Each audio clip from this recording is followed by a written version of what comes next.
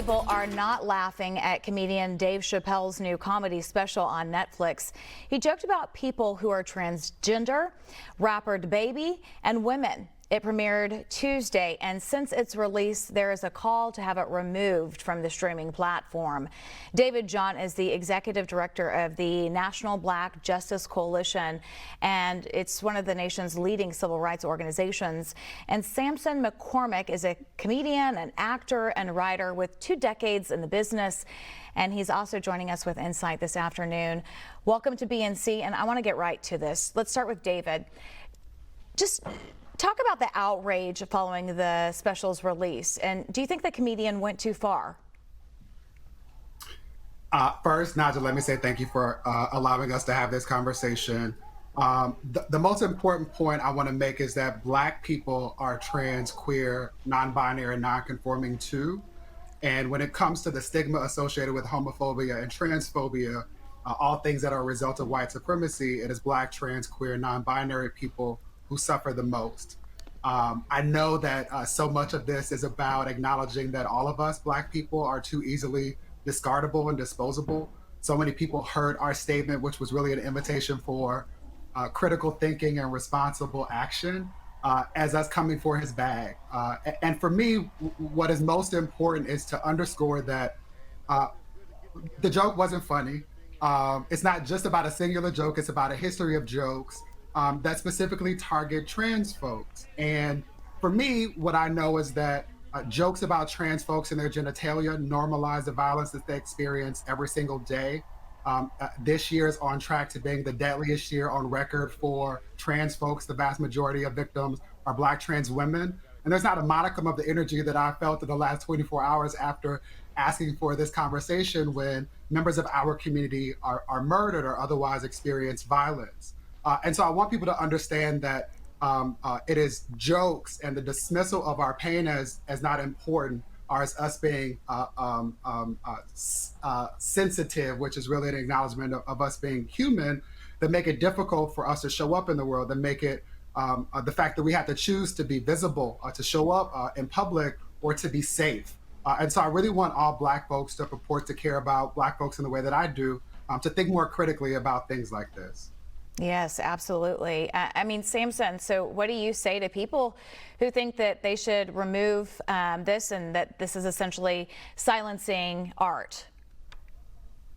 Well, I think we all have the agency to decide what it is that we want to watch, and I don't understand why we are turning on his comedy specials if we know he's going to say things about the LGBTQ community.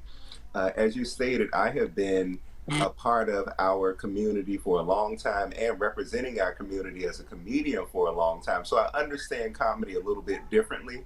And people are going to say things about everybody. That's one of the great things about comedy. But now we have a choice. And I say, if you don't like what Dave is saying, then stop watching Dave and start looking at comedians who are going to talk about what you want to talk about. It's simple as that. I don't believe in canceling people. I think that's an excellent point. We have a choice, and we can show how we feel by supporting or not supporting the artist. But David, this question's for you, because I really think it seems to an extent that comedians have almost been exempt from social responsibility. Okay. So what in this particular situation makes, say, Chappelle's comments different from those of a Richard Pryor or even a Bill Cosby? I don't think that they're different insofar as we're highlighting moments when jokes mask or otherwise inflict trauma or violence, or make it possible for people to dismiss trauma and violence on particular members of communities.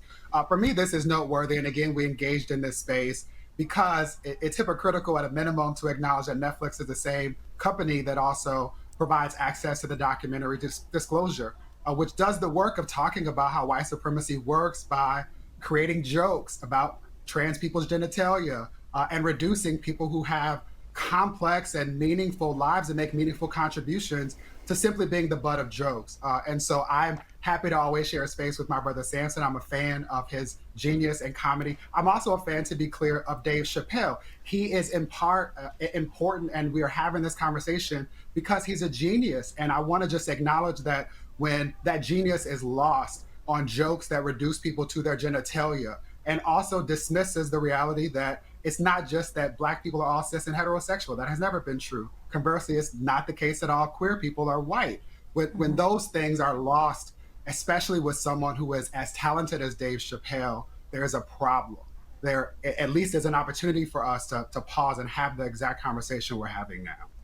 And Samson, I know you mentioned we all have a choice, right? We can choose not to support the artist, but do you think it's time for comedians to sort of scale back their jokes, jokes like that in general?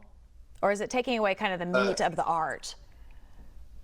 No, I think the great thing about comedy is comedy allows us all to laugh at ourselves.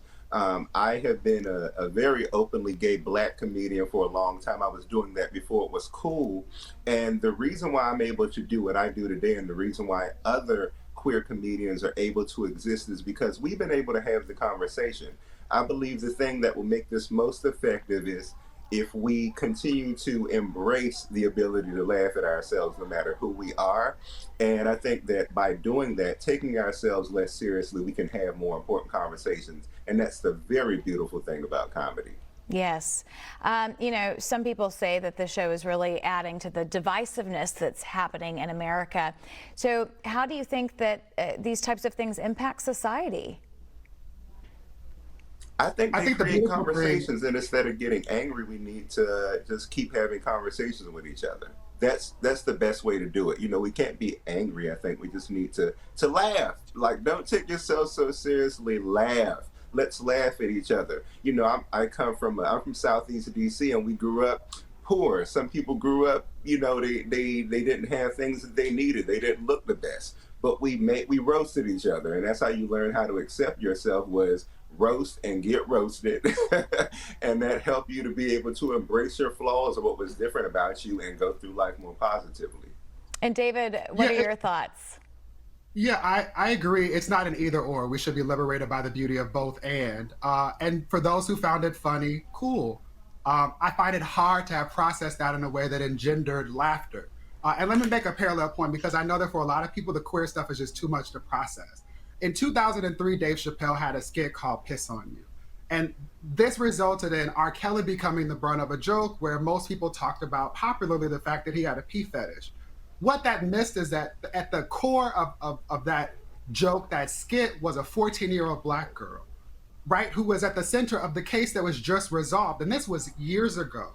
I'm not trying to censor or stop one's ability to invite us to think critically about things that are important. But I do want to acknowledge when that platform is leveraged to blunt more meaningful conversations that we should all be having about ensuring that every member of our community has the ability to laugh, right? Has the ability to come into spaces where they can feel a part of a community and participate in jokes rather than simply being the butt of the joke. Beautifully put. David Johns and Samson McCormick, thank you so much for joining us on this very interesting topic and important conversation. Efforts underway right now to get more African Americans back to work during the pandemic. Still ahead.